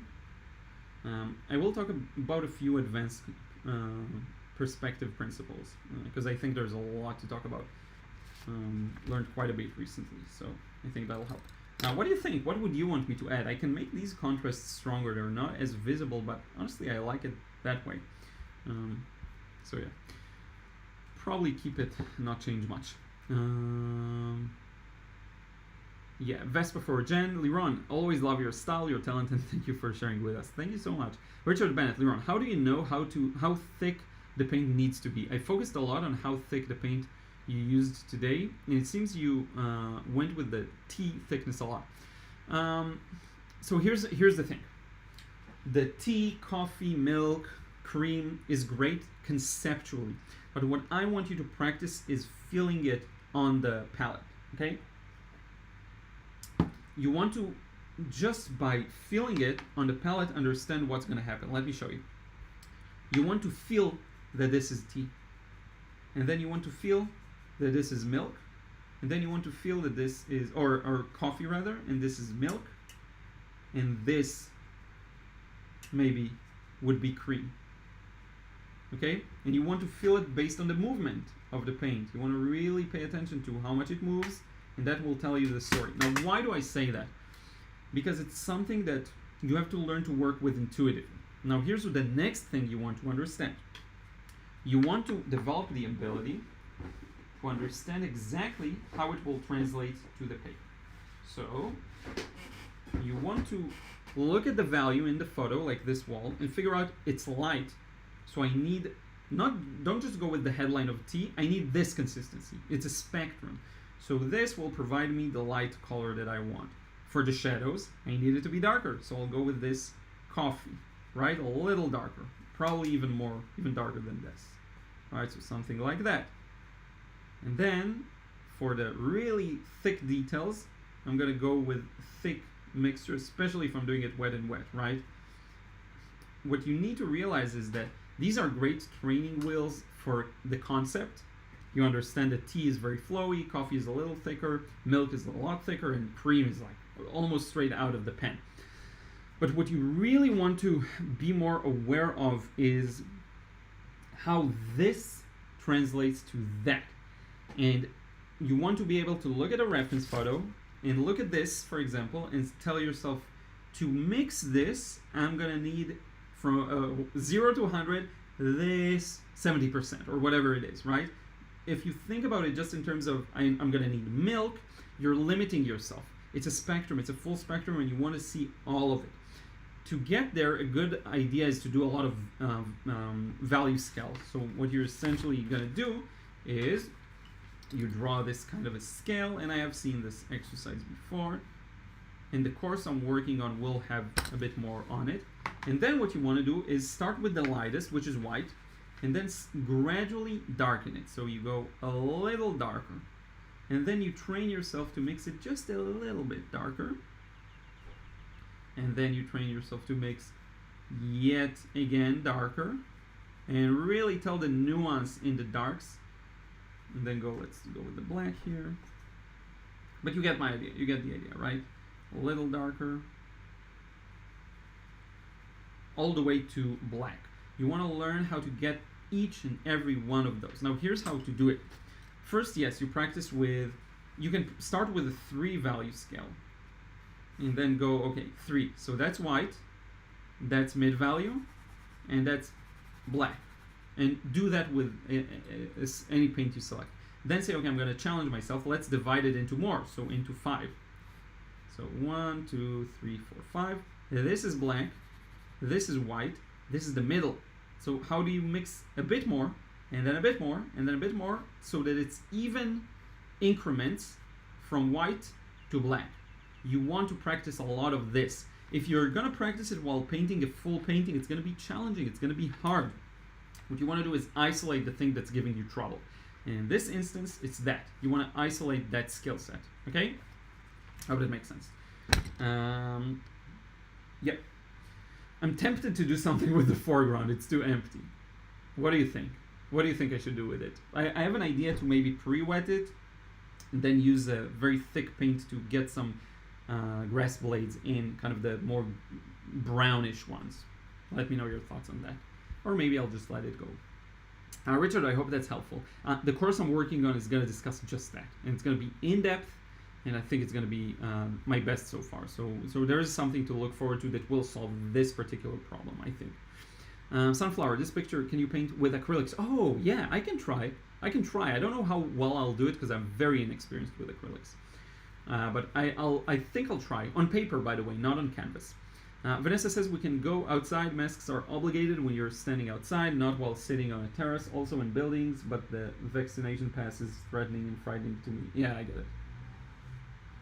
I definitely get it. It's a complex topic, but yeah, I don't really like that idea too. Yeah, perspective.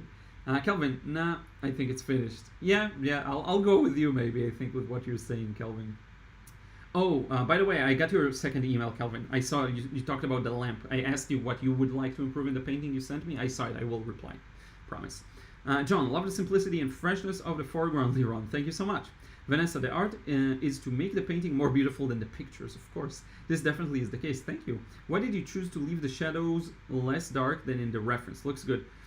So yeah, the reason is I wanted this whole thing to be more high key. So if I go very dark with the shadows here, I'll have to go very dark with the background to get it to be darker than this, okay? And by the way, the difference isn't too big. You'll be surprised, but this is actually quite close in value. It's not that far away. I know it looks a little far. It's not that far away. But yeah, I have a lot of inaccuracies. If you look at these shadows, they're much warmer, for example, than what I did here. But that's fine. This should be warmer too, significantly warmer. My colors are very off. It's something I'm working on improving. But yeah, that's what I'm always thinking about. And if you saw my last video, it's funny how the videos I think are the best get the least amount of views. So if you want a really underrated video and you may have missed it, it's the last video on my channel, if I'm not mistaken. Let me verify that. The latest video on my channel should be the Prague cityscape, and that got maybe 2,000 views. It's worth much more than that, and I show in it how to capture the essence of a scene but still change a lot. And that's how you create a painting that's more beautiful than the original reference. And it's something I really think everyone should work on improving. So check it out. It's pretty underrated, I think. But yeah, thank you, Vanessa. Susan has, thank you, Liron, I understand. Astro G, L-I-A-L, how do I pronounce it? Astrogliel, just some dry brush. Yeah, foreground needs some detail. Richard Ben says amazing. Dry brush, yeah, go for a bit more in the foreground. I like the foreground just the way it is. Kelvin, tea to butter is just a shortcut for value. Most of the time it's aren't that useful since there is other way to reach the same value, not just paint consistency. Yeah, that's true too. David Zeller, how do you feel about gouache? I haven't tried it, but I mean, it's beautiful. I like the result for sure. I follow a few artists who paint gouache and they love it. Vanessa, thanks. You're thinking in advance about how you're going to translate it into painting. It really is interesting. Yeah, and maybe I should do a video that discusses that more in depth. So here's what I think I'll do. I'll take a risk. I'll take the plunge, and we'll actually go a little darker on the foreground. There's actually a figure. It's barely visible here, but I'll skip that. I don't want to include that. Let me do this. I'm going to put a glaze that will slightly darken this entire foreground, and I'll make use of wet and wet as I'm doing it. I think it will give it some life, but I'll still keep it much lighter than the original. Okay, let's take the risk. I mean, worst case, it's not going to be a perfect result. Who cares? That's perfectly fine. So I'm going to do it. So a bit of blue, but I'll also neutralize it with some other colors. And sorry for anyone who said it's perfect the way it is. I always prefer to not regret not trying something, if that makes sense, right? So yeah, and then I'm gonna switch to something a little warmer, just a bit. I always prefer to know, and I think this looks better. I think this will look better. I always prefer knowing that I tried, that I tried something, and I'd much rather fail at it than later on think I should have tried something that I haven't. Okay, so here we go. And within that, I'm gonna start putting in some wet and wet. So let me spray a bit, and that'll give it some texture, right? I'm almost running out of water here. Gotta refill it. And then let me grab some, maybe this kind of a neutral, more gray actually. Well, let's bring out some unified patches of paint, I guess, wet into wet, something like this. See, that looks nice. And don't worry, it's gonna dry much lighter once again. I don't have time to run and refill this, but if I had time, I would. I can do this as a substitute. Just go flick, flickety flick, get some texture going, right? Get some, especially here, I need to help it flow a bit. Like this. Yeah, that's good. And now we'll let it dry. And trust me, it's gonna dry much lighter, so don't worry, we have not gone, my instincts tell me we have not gone too dark, okay? So let's dry it. Let's dry it and see what happens, right? So 1 second.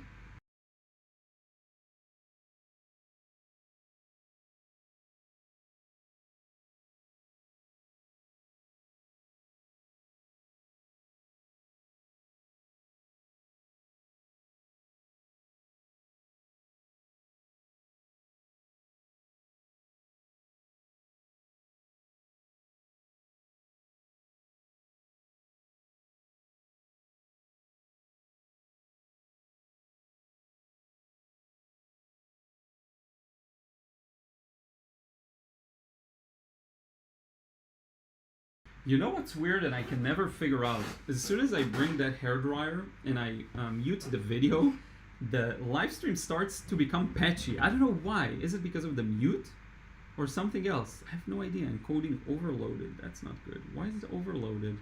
I don't get it. I didn't do anything. Let me switch over to my face. Maybe it'll take off some of the pressure. I'm gonna write a note in case you don't see it properly. Whenever I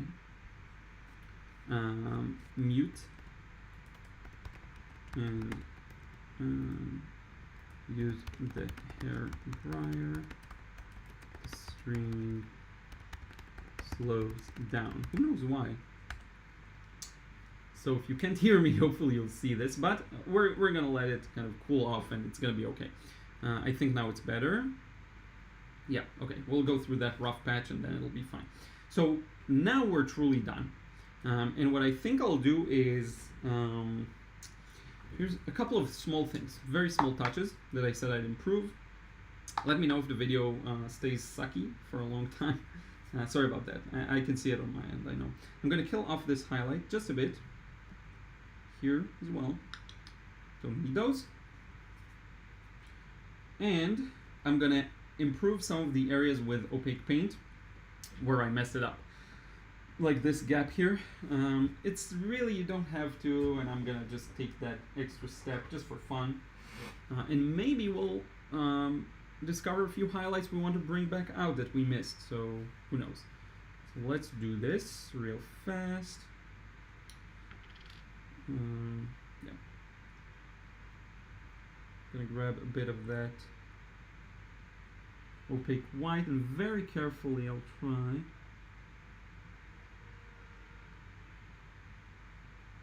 and straighten that line out like this.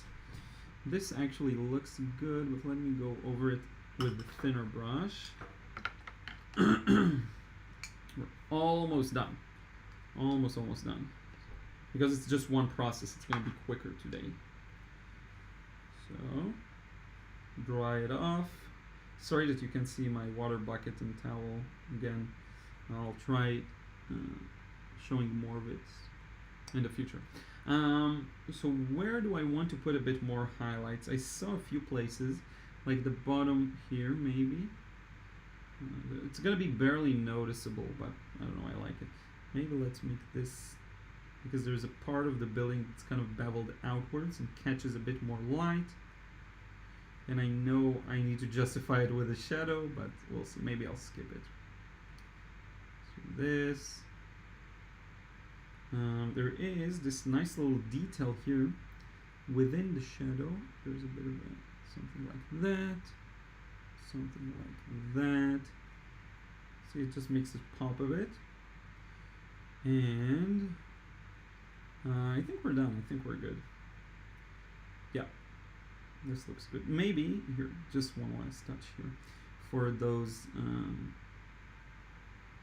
support beams. Okay, so in between the gaps should be lighter. Look at how nice this section looks, especially. Yeah, that looks good. There is a bit of it going on here too. Pretty much all the roof tops. This, yeah, that's good. There's this thing that I missed completely. I mean, I saw it, but I just was too lazy to include this structural thing here and here. And let's straighten this window up like that. And yeah, I think we're done. I'm gonna sign it with my trusty Signo Uniball white gel pen. I think I like signing it with the pen, signing the paintings with the pen. And we'll remove the tape and answer some questions and wrap it up. So let's see here.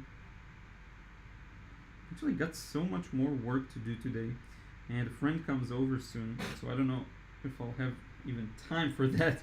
But here it is, the final result. Let's get rid of this and remove the tape. In just a second, let's see some of your comments. But I like it. I like it a lot. Charmly says it's really helpful. Thanks. Thank you so much. Richard Bennett, I have painted along with you today, Liron. I have emailed the result to your inbox. Cool. I'll definitely check it out. You'll see I struggle most with how thick the paint needs to be. Love the process all the same.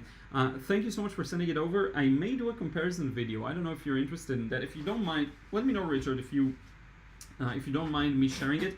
Because I painted it and you painted the same thing, it could be interesting to compare and then show you where I think you got things wrong.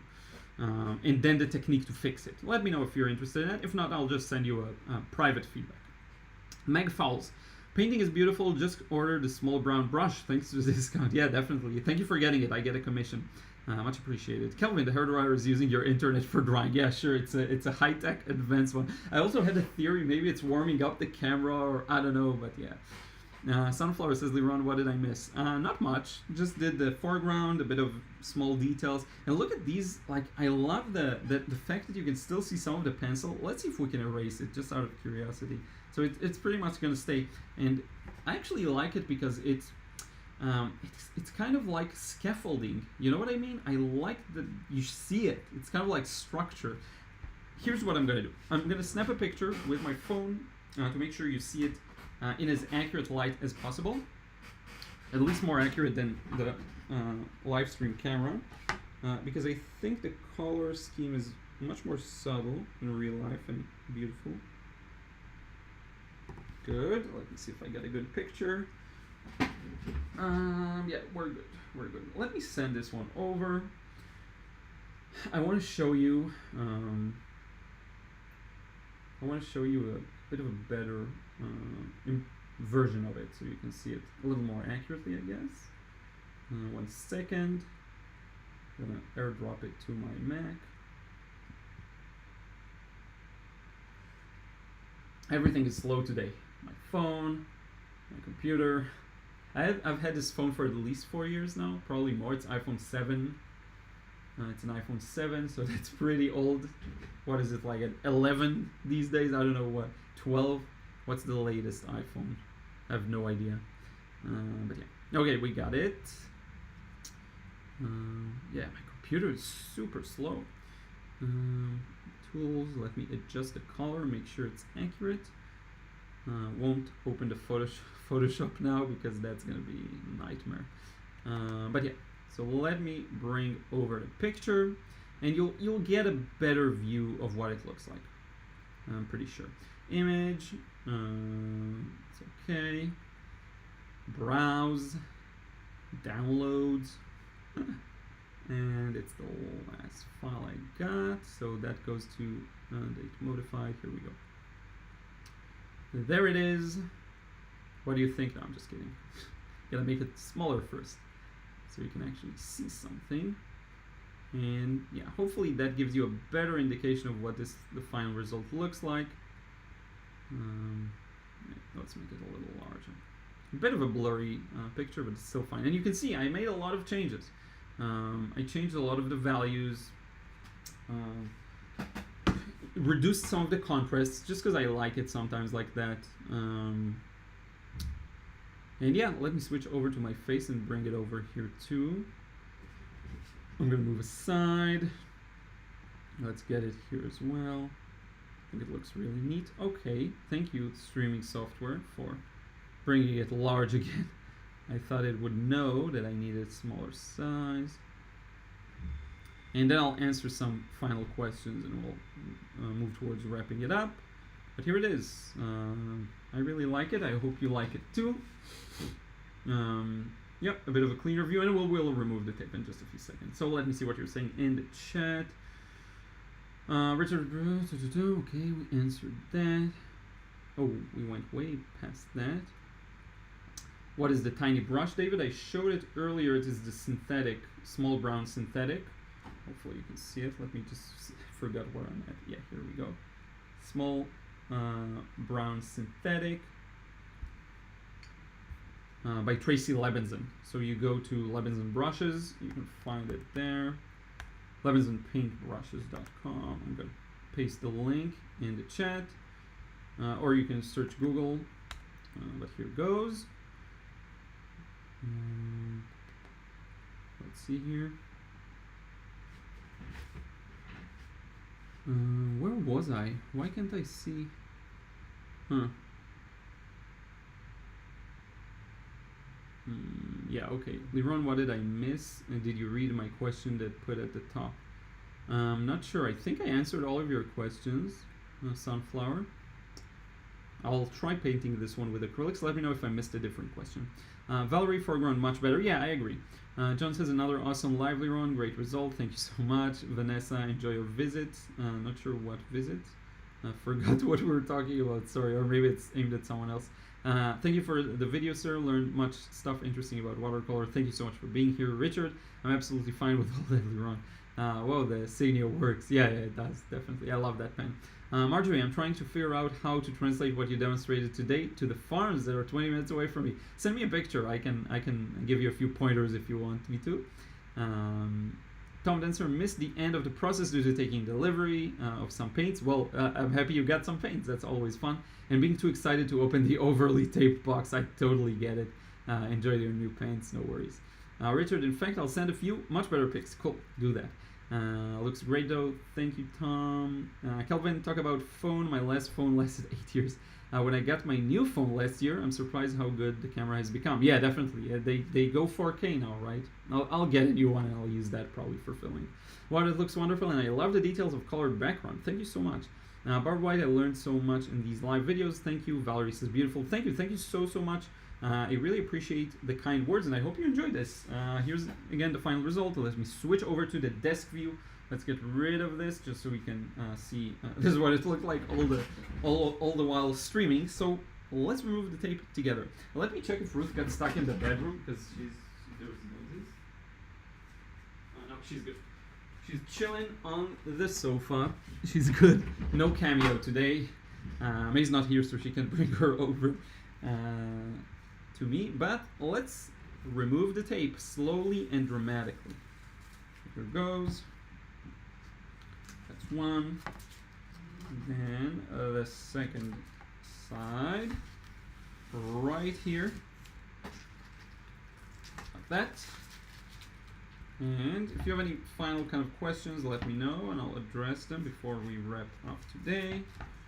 There we go. And the last one here. And I always like how these scenes look without the tape. Scenes tend to look much better without it. Let me get rid of this so I can hold it up properly. And let's now switch over so I can show you. Of course, the image from my phone looks much better and much clearer. But hopefully that gives you a good idea of what it looks like. Once again, I hope you enjoyed this one. It's going to be a good idea. I cut it 10 minutes short probably, so we're going to end soon. So let me know if any final questions. Love the details of the colors. Thank you. Thank you. Oh, Vanessa. So you said, yeah, now I got it. Enjoy your visit. Yeah, okay, so a friend is coming over. You're right, yes. A friend is coming over. Probably in an hour or two. Thank you so much, Barb, once again. Thank you, Valerie. Thank you, Sunflower Cherry Flower 12. Manech says, Manech Guitarra, okay. This is really nice, Liron, perfect. I love it, and congrats again to finally get your silver play button. Thank you so much. We're so happy for you. Much appreciated. It's again this button behind me for anyone who missed it. I got the 100K YouTube button 6 months later. I actually filmed a video about it. It's gonna be out on Saturday, so stay tuned for that. Barbara Gemin just joined, or Gemin, I'm sorry, I'm not sure. But it's been a while since I think I saw you in a live stream, but I'm not sure. It's funny because some people, like I remember, have been on this channel for so many years, and I still don't know how to pronounce your name, so my apologies. Just joined, highly run, amazing Tuscan scene. Recently came back from there. Cool, must have been fun. So you can check out the process, and here's the final result. Catherine Lombardo, thanks, Liron, this is beautiful, thank you. Jessa, no shadow on the bottom of the tower. Yes, that's right. You're correct, that's what I missed. Valerie, do you use a rigger brush and a synthetic? And is synthetic or real hair? Yeah, so this is kind of my rigger, the one I showed you earlier, the synthetic goat. I also sometimes use a sword brush, which here it is. This one is a Escoda. I love this one. The Perla 1/4 inch. See, this one, I love that it's sword. because then it has a nice water capacity because the base is thick, but the edge is thin, the tip is thin, so you can get really nice finer lines. These are both, as far as I know, synthetic. So yeah, synthetic tends to be better for that. Susan has beautiful work, love it. Thank you so much, Barbara. It's G as in George. Okay, got it. So Gemin, like gem. So Barbara Gemin, I will remember. Yes, second version, correct. Thank you so much, everyone. I really do appreciate you being here. We're gonna wrap it up now. And thank you once again for the 100K. You're gonna see, if you're gonna tune in on Saturday's video, gonna be out Saturday morning. You will see, I'll talk a bit more about it and how I got it and the process of getting here and setting goals and all of that fun stuff. Sorry, let me do this. Now it won't move too much. And yeah, it's just really an achievement I'm happy with. Should we aim for 1 million? Probably, but I don't know what's gonna get us there because it's gonna be different from what got us here. So we'll figure it out together. But yeah, I really do want to thank you so much. Couldn't have done this without you. And thank you for the purchases. I got a few purchases, so much appreciated for the courses. And yeah, you can also get the paintings if you just go to lirongallery.com. This is very simple, lirongallery.com, one word, and you can see some paintings that I currently sell.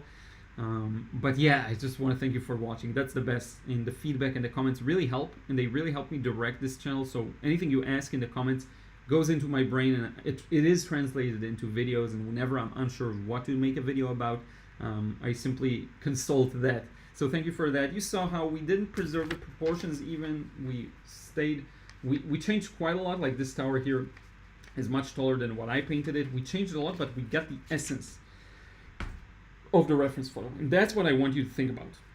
I want you to think about it in that way. And that's how you paint something that I think is more interesting than the reference photo. So with that, we'll wrap it up. Thank you so much for being here. Much appreciated. We'll see you on Saturday's video and in another live stream soon.